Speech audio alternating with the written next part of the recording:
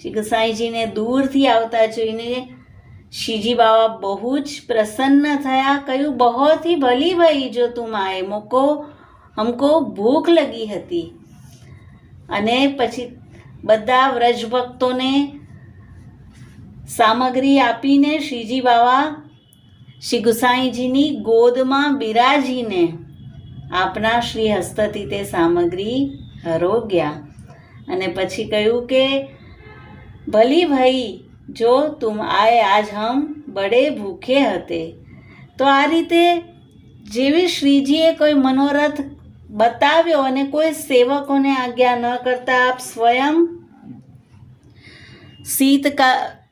શીતલ સામગ્રી સિદ્ધ કરીને પધાર્યા છે અને સ્વહસ્તથી શ્રીજી બાવાને ગોદમાં પધરાવીને હરોગાવી છે. તો આમ આપનું સ્વરૂપ